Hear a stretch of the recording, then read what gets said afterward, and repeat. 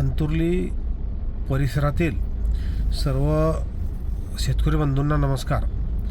आपल्याला सर्वांना कल्पना आहे की मागच्या 6 जूनला आपल्या परिसरामध्ये मोठ्या प्रमाणावर वादळ झालं, गारपीट झाली, अतिवृष्टी झाली. त्यामध्ये आपल्या सर्व शेतकरी बंधूंचं खूप मोठं नुकसान झालेलं आहे. सर्वच केळी बागा ह्या जमीनदोस्त झालेल्या आहे.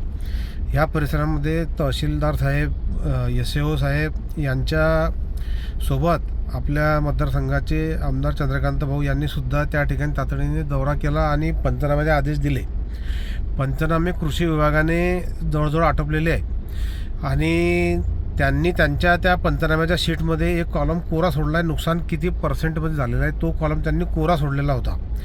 तसेच जे पीक विमा कंपनी आहे, पीक विमा कंपनीकडून आपल्या शेतकऱ्यांचे जे आपण जे नुकसानीचे त्यांच्याकडे नोंदणी केलेली आहे त्याचे रिजेक्शनचे सुद्धा मेसेज आपल्या सर्व शेतकरी बंधूंना येत आहे. म्हणून काल आम्ही चंद्रकांत भाऊ यांच्यासोबत आपल्या जिल्ह्याचे जिल्हाधिकारी साहेब यांची भेट घेतली. त्या बैठकीमध्ये SAO साहेब उपस्थित होते आणि पीक विमा कंपनीचे अधिकारी जळगाव जिल्ह्याचे सुद्धा उपस्थित होते.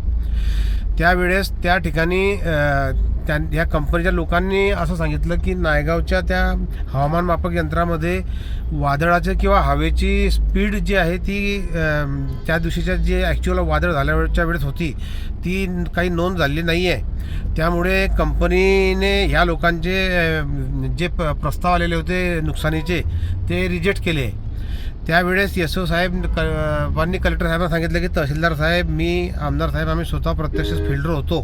मोठ्या प्रमाणावर शेतकरी बंधूंचं नुकसान झालेलं आहे, वस्तुस्थिती आहे. आणि नायगावपासून 8-10 किलोमीटर अंतरावरती अंतुर्ली आहे.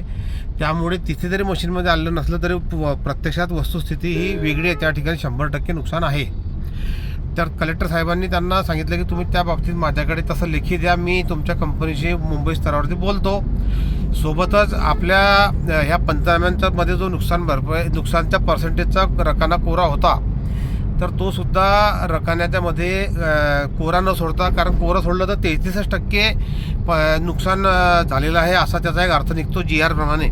तर त्या पद्धतीने न जाता सरळ प्रत्यक्षात प्रत्येक शेतकऱ्याचं किती नुकसान आहे पर्सेंटेज वाईज, 100% नुकसान झालं असेल तर 100% लिहा, 90 असेल तर 90 लिहा, 60 असेल 60 लिहा, 50 असेल 50 लिहा, असे स्पष्ट आदेश आपल्या जिल्हाधिकारी महोदयांनी दिले आहे. सोबतच पालकमंत्री महोदयांची काल भेट घेतली. त्यांनीसुद्धा राज्याचे कृषी मंत्री महोदयांना फोन केला आणि या झालेल्या नायगाव शिवारातील ज्या मशीनच्या तांत्रिक चूक आहे तर ते सुद्धा मंत्री महोदयांच्या निदर्शनास आणून दिलं. त्यांच्यामध्ये दोघांमध्ये चर्चा होऊन असं ठरलं की मुख्यमंत्री महोदयांची, आपल्या राज्याचे जे सन्माननीय मुख्यमंत्री त्यांची भेट ही मंडळी सर्व आपल्या आमदार महोदयांसोबत सोमवारी घेणार आहे. त्यावेळेस निश्चितच त्यातून आपल्याला दिलासा मिळेल. कारण त्याच्यामध्ये एक जो GR आहे या नुकसान भरपाईचा ह्या पीक विमा कंपन्यांचा, त्याचा स्पष्ट उल्लेख आहे की जर मशीनमध्ये नोंद झालेली नसली तरी वस्तुस्थिती किंवा प्रत्यक्ष जागेवरचं जे नुकसान झालेलं असेल आणि जर 72 तासाच्या आत शेतकऱ्याने त्या ठिकाणी तक्रार नोंदवली असेल तर त्यांची तक्रारशी 100% ग्राह्य धरलीच पाहिजे. त्यामुळे आपल्याला पीक विमा कंपनीकडून सुद्धा दिलासा 100% मिळेल. या बाबतीमध्ये आपले सन्माननीय पालकमंत्री साहेब, आपले आमदार साहेब, गिरीश भाऊ, आपले मंत्री सन्माननीय, हे सर्व मंडळी यासाठी प्रयत्न करते. फक्त माझी आपणास विनंती आहे की जोपर्यंत या पीक विमा कंपनीचे प्रत्यक्ष कर्मचारी फील्डवर आपल्या येत नाही तोपर्यंत आपण आपल्या शेतामध्ये जी पडलेली केळी आहे ती काढू नये.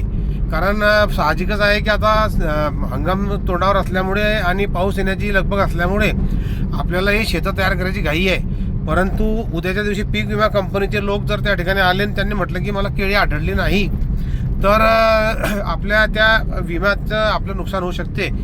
म्हणून माझी विनंती आहे की आपण थोडंसं सोमवार मंगळवारपर्यंत जर थांबून घ्यावं. आपल्याला त्या बाबतीत निश्चितच दिलासादायक निर्णय मिळेल. धन्यवाद.